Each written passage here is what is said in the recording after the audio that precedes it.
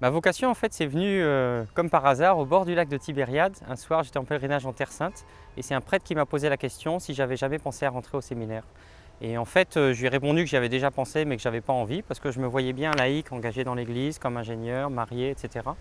Et puis en fait, ce soir-là, la question est restée et ça m'a travaillé.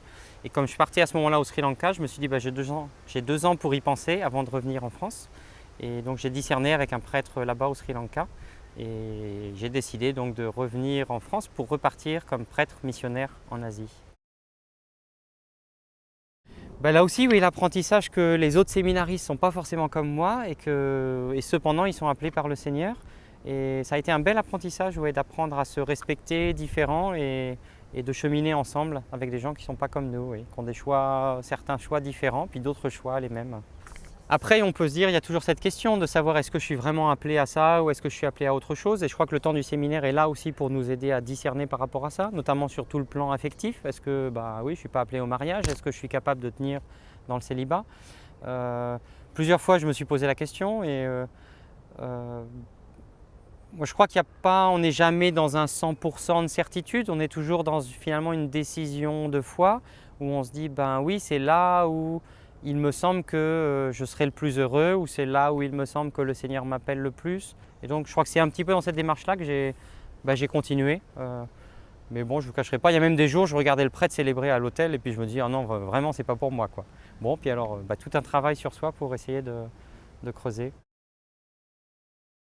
J'aime beaucoup me mettre à l'écoute des gens et puis essayer d'abord de leur apporter une parole réconfortante et puis leur apporter le pardon du Seigneur qui moi je crois, comme mon évêque le disait, Jacques David, l'ancien évêque d'Évreux, qui me disait la dernière parole du Christ sur terre, c'est le pardon quand il pardonne à ceux qui sont en train de le tuer.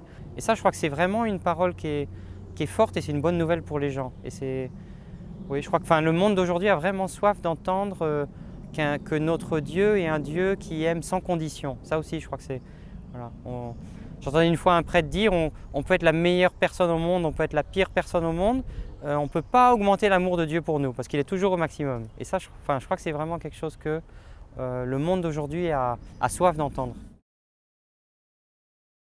Au séminaire, j'étais même réputé parce que pratiquement à chacune de mes homélies, j'arrivais à faire rire l'assemblée oui, sortir des choses assez rigolotes.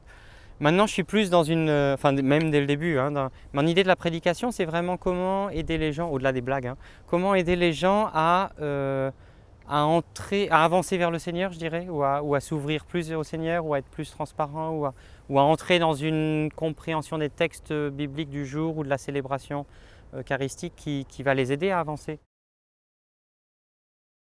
Moi, je dirais, ouais, la prière, c'est d'abord une relation et finalement la méthode employée n'est pas la plus importante, mais presque comme les moines, essayer d'être presque constamment au cours de la journée en présence de Dieu et en relation à lui. Et ça, de fait, ça nécessite après différents moyens, hein. Je crois qu'il ne faut pas abandonner la prière en silence dans la chapelle ou dans sa chambre, dans un lieu où on est vraiment uniquement à ça. Mais j'ai vraiment l'envie que cette prière devienne petit à petit quelque chose de quasi permanent dans ma vie et que toutes les relations avec les personnes soient quelque part portées dans cette prière. Quand on écoute les gens, il y a beaucoup de ça, quoi. Je crois que partout, il y a des gens qui sont formidables et même si on ne parle pas forcément avec eux, le fait de voir un peu ce qui fait leur vie, de voir et pouvoir porter ça au Seigneur dans la prière, dans l'Eucharistie, ça, c'est des choses ouais, moi, qui me touchent beaucoup. Et puis en même temps, il y a tout cet aspect aussi d'aider les gens, quoi, dans ce qui les fait souffrir. Et cheminer avec eux ou essayer d'être témoin d'un Dieu qui aime, d'être témoin d'un monde meilleur possible. Je crois que ça aussi, c'est un travail, je crois, qui est beau et qui, moi, me remplit le cœur. Oui.